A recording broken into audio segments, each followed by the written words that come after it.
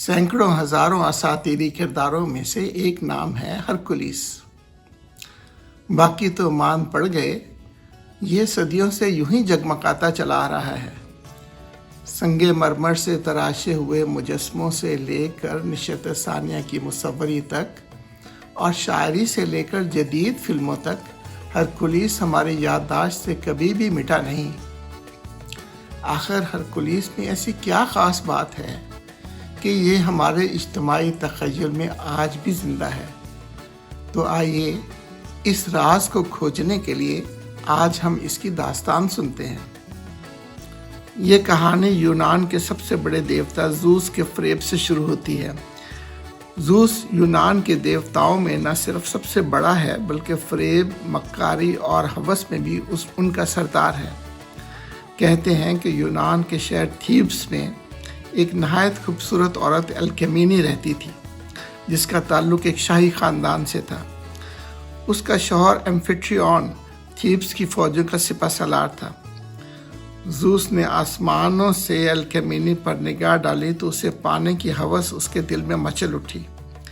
एक रात जब एम्फिट्रियन शहर से बाहर था तो ज़ूस ने हूबहू उसी की शक्ल इख्तियार की और अल्केमीनी के पास आ गया। इस सोहबत के नतीजे में हरकुलिस पैदा हुआ। उसके जीन्स में एक फ़ानी इंसान और एक देवता दोनों की आमेज़श थी, आधा इंसान आधा देवता। इसी रात बाद में असल एम्फिट्रियन भी आ गया और एक दूसरे फ़ानी बेटे को जन्म दिया, एफिक्लीस। जब ज़ूस की बीवी हीरा देवी को पता चला कि उसके शौहर मोहतरम ने यह हरकत की है और मज़ीद ये कि अल्केमीनी इसका बच्चा भी पैदा होने वाला है, तो वो गुस्से, नफ़रत और इंतकाम की आग में भड़क उठी। उसने कोशिश की कि किसी तरह से अल्केमीनी का हमल ज़ाया हो जाए, लेकिन इसमें कामयाब न हो सकी। हरकुलिस की पैदाइश के बाद जब वो अभी पंघूड़े ही में था, उसने उसे मार डालने के लिए 2 बड़े सांप भेजे। उन्हें देखकर एफिक्लीस तो चीखे मारने लगा, लेकिन हरकुलिस ने अपने नन्हे नन्हे हाथों से इन दोनों के सरों को कुचल डाला। उसके माँ बाप ने उसका पहला नाम एल्केडीज रखा, जिसके माने हैं ताकतवर। लेकिन बाद में हीरा देवी के गुस्से से घबराकर और अपने तौर पर हीरा देवी को खुश करने के लिए उसका नाम हेराक्लीस रख दिया, जिसका मतलब है हीरा की अजमत। इसी नाम को रोमियो ने ज़रा सा बदल कर हरकुलिस कर दिया। आज हम इसे हरकुलिस के नाम ही से जानते हैं। देवी के नाम पर नाम रखने से देवी का गुस्सा ठंडा नहीं हुआ। वो पेचोताब खाती और मंसूबा बनाती रही। उधर हरकुलिस बचपन से शबाब का सफ़र तय करता हुआ एक ऐसे मजबूत, तवाना और ताकतवर शख्स के तौर पर नुमाया होने लगा जो कमज़ोरों का मुहाफ़िज़ और मज़लूमों का हमदर्द था। कुछ ही अरसे के बाद उसकी शादी थीब्स के बादशाह की बेटी मेगारा से हो गई। इससे इसके 3 बच्चे हुए। कुछ वक्त के लिए हरकुलिस की ज़िंदगी में खुशी और सुकून आ गया, लेकिन हीरा देवी न भूली थी न उसने माफ़ किया था। इस बार उसने हरकुलिस के जिस्म पर नहीं, उसके जहन पर वार किया। एक जादू बरे चमत्कार के ज़रिए उसने यकायक हरकुलिस के जहन को माऊफ कर दिया। हरकुलिस को हर शय उलट नजर आने लगी।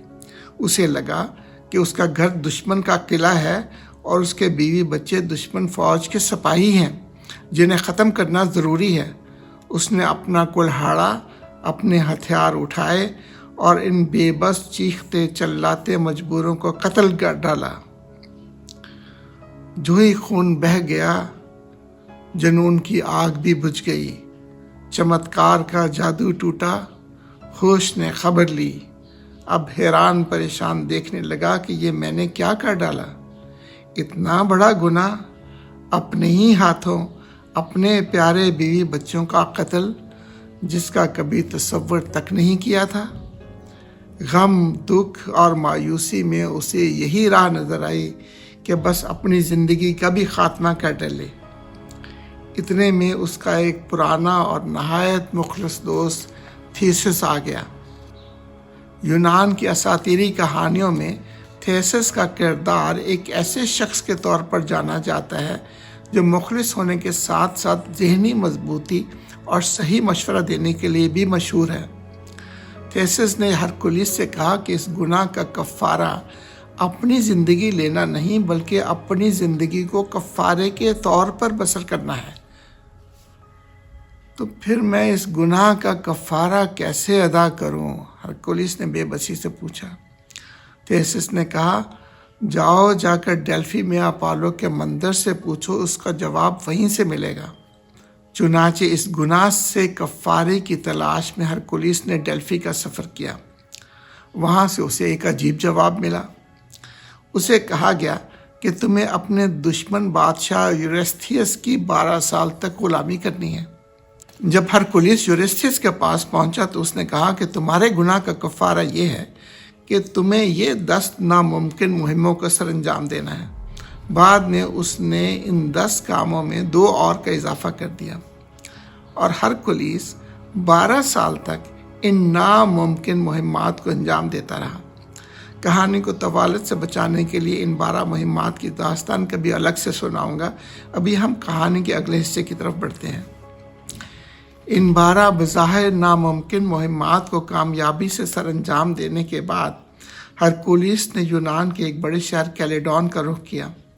وہاں کی بادشاہ کی بیٹی ڈیانیرا بہت خوبصورت تھی اور اس سے شادی کے کئی امیدوار تھے، لیکن سب سے طاقتور دریا کا دیوتا ایکیلیوس تھا۔ ڈیانیرا کو پانے کے لیے ایکیلیوس کو ہرانا ضروری تھا۔ ایکیلیوس طاقتور ہونے کے ساتھ ساتھ اپنی شکل بھی بدل لینے پر قادر تھا۔ ہرکلیس اور ایکیلیوس ایک خطرناک مقابلے میں آمنے سامنے آ گئے۔ ایکیلیوس شکل بدل کر خوفناک اژدہا بن گیا اور پھر اس نے ایک طاقتور بھینسے کی شکل اختیار کر لی، مگر ہرکلیس بھی ہار ماننے والا نہ تھا۔ اس نے بھینسے کا سینگ پکڑا اور اسے توڑ دیا۔ ایکیلیوس کو ہار ماننا پڑی اور ہرکلیس کی شادی ڈیانیرا سے ہو گئی۔ شادی کے کچھ ہی دن گزرے تھے کہ ہرکلیس اپنی بیوی ڈیانیرا کے ساتھ سفر پر نکلا۔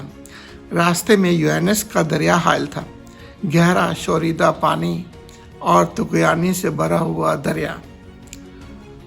اس زمانے میں ایک افسانوی مخلوق کا بڑا چرچا تھا، جس کا اوپری دھڑ انسان کا اور نچلا دھڑ گھوڑے کا ہوا کرتا تھا۔ اسے سینٹور کہا جاتا تھا۔ انہی میں سے ایک، جس کا نام نیسوس تھا، ہرکلیس کے پاس آیا اور خدمت گزاری کے لہجے میں بولا، حضور آپ پریشان نہ ہو، اپنی اہلیہ کو میری پشت پر بٹھا دیجیے، میں انہیں بحفاظت دریا پار کرا دوں گا۔ ہرکلیس نے اس پر اعتماد کیا، مگر جب نیسوس دریا کے دوسرے کنارے کے قریب پہنچا تو اس کی نیت خراب ہو گئی اور اس نے ڈیانیرا پر دست درازی کی کوشش کی۔ ڈیانیرا نے چیخ کر ہرکلیس کو مدد کے لیے پکارا۔ ہرکلیس نے فوراً زہر آلود تیر کمان پر چڑھایا، نشانہ سیدھا نیسوس کے سینے پر لیا، تیر بجلی کی طرح لپکا اور سینٹور زمین پر تڑپتا ہوا گرا۔ لیکن موت کے اس لمحے میں نیسوس نے ایک چالاکی کی۔ اس نے ڈیانیرا سے نادم لہجے میں کہا، میری خطا کا کفارہ یہ تحفہ ہے، اس شیشی میں میرا خون ہے۔ جب کبھی ہرکلیس کی محبت میں کمی محسوس ہو یا اس کی نگاہوں میں بے رخی پاؤ تو یہ خون اس کی قمیص پر لگا دینا، وہ پھر سے تمہاری محبت میں گرفتار ہو جائے گا۔ ڈیانیرا نے سادہ دلی سے وہ شیشی سنبھال لی۔ اسے کیا خبر تھی کہ جسے وہ محبت کا تعویذ سمجھ رہی ہے، وہ دراصل موت کا تعویذ تھا۔ برسوں بیت گئے۔ ہرکلیس اور ڈیانیرا اپنی ازواجی زندگی میں مگن رہے، اپنے بچوں کی پرورش میں مصروف، جن میں ان کا بڑا بیٹا ہائلس بھی شامل تھا۔ لیکن گھریلو سکون کے باوجود ہرکلیس کی فطرت وہی بے چین ہیرو کی رہی۔ وہ اکثر جنگی مہمات کے باعث گھر سے دور رہتا۔ ایسی ہی ایک مہم کے دوران قسمت نے اسے قیدی شہزادی آئیولے سے ملا دیا۔ ہرکلیس نے اسے اپنی لونڈی بنا لیا۔ یہیں سے اس کی شادی کے آخری اور زندگی کے بھی آخری باب کا آغاز ہوا۔ جب ڈیانیرا کو اپنے شوہر کی اس نئی محبت کا علم ہوا تو اس کے دل میں حسد کی آگ بھڑک اٹھی۔ اس کے کانوں میں نیسوس کی مکارانہ سرگوشیاں گونجنے لگی اور اس نے وہ شیشے نکالی جس میں خشک اور جمے ہوئے خون کو وہ محبت کا جادو سمجھتی تھی۔ ڈیانیرا نے ایک خوبصورت قمیض اس خون میں بھگوئی اور ہرکولیس کو قربانی کی تقریب میں پہننے کے لیے بھیج دیا۔ اسے یقین تھا کہ جو ہی ہرکولیس یہ قمیض پہنے گا اس کی محبت دوبارہ لوٹ آئے گی۔ ہرکولیس نے قمیض پہن لی، لیکن جیسے ہی قربانی کے دوران اس کی جسم کی تپش بڑھی، حرارت نے سینٹور کے خون میں چھپا ہوا زہر کو دوبارہ زندہ کر دیا۔ ہرکولیس نے تڑپتے ہوئے قمیض اتارنے کی سر توڑ کوشش کی، مگر وہ اس کے گوشت کے ساتھ چپک گئی تھی۔ زہر نے اس کے جسم کو اندر ہی اندر کھانا شروع کر دیا۔ یونان کا عظیم ترین ہیرو جسے کوئی بلا شکست نہ دے سکی تھی، آج اپنی ہی محبت کرنے والی بیوی کے نادانستہ عمل کی وجہ سے ناقابل بیان اذیت میں چیخ رہا تھا۔ جب ڈیانیرا کو اپنی اس ہولناک غلطی کا علم ہوا اور اسے احساس ہوا کہ یہ اذیت اس کے شوہر کو گھٹ گھٹ کر مار ڈالے گی، تو اس گناہ کا بوجھ برداشت نہ کر سکی۔ اس نے شدید پچھتاوے میں اپنی زندگی کا خاتمہ کر لیا۔ درد سے بے حال ہو کر ہرکولیس نے اپنے بیٹے ہائلس کو حکم دیا کہ اسے ماؤنٹ ایٹا لے جائے، وہاں لکڑیوں کا ایک بڑا ڈھیر تیار کرے۔ اس آہستہ اور اذیت ناک موت کو مزید سہنے کی ہمت نہ پا کر اس نے اپنے پیروکاروں کو آگ روشن کرنے کا حکم دیا۔ جیسے ہی آگ کے شعلوں نے اس کے فانی وجود کو اپنی لپیٹ میں لیا تو بالآخر دیوتاؤں کا سردار زوس بھی حرکت میں آ گیا۔ اس نے اسے اپنے پاس بلا لیا اور اسے ابدیت کی نعمت سے نواز دیا۔ ہرکولیس کو انتہائی مشکل اور کٹھن ترین حالات میں زندگی بسر کرنے کے بعد دیوتاؤں کی محفل میں جگہ مل گئی۔ یوں ہرکولیس کی زندگی کا سفر اپنے انجام تک پہنچا۔ اس نے زندگی میں دکھ اور مصائب کے باوجود عظمت کی کہانیاں رقم کی۔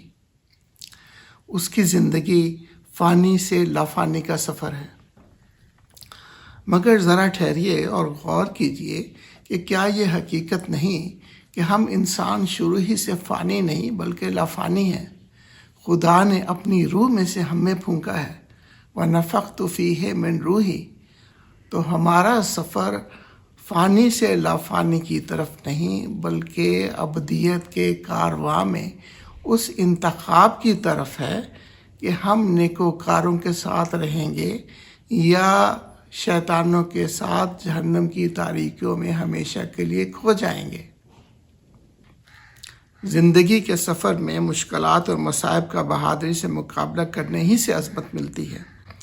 جب ہرکولیس جیسا ہیرو جس کی زندگی کا آغاز نحوست سے ہوا، اپنی انتھک غیر متزلزل جدوجہد سے تقدیر کو مسخر کر سکتا ہے، تو لافانی انسان اپنی جدوجہد سے ایک شاندار حیات جاودانی کا مستحق ضرور بن سکتا ہے۔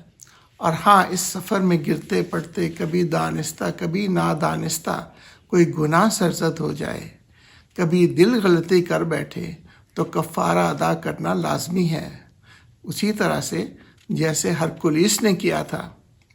اس کفارے کو ادا کرنے ہی سے انسان پھر سے روشن زندگی کی طرف بڑھتا ہے۔ وہ اپنا مقدر اپنے عمل سے لکھتا ہے اور اسی میں اس کی شاندار ابدیت پوشیدہ ہے۔ اگر یہ داستان آپ کو پسند آئی ہے تو میری گزارش یہ ہے کہ اس ویڈیو کو لائک کریں، چینل کو سبسکرائب کریں تاکہ ہم حکمت و دانائی اور شجاعت اور بہادری کے مزید قصے آپ کو سنا سکیں۔ آپ سب کی محبت اور حمایت کا بے حد شکریہ۔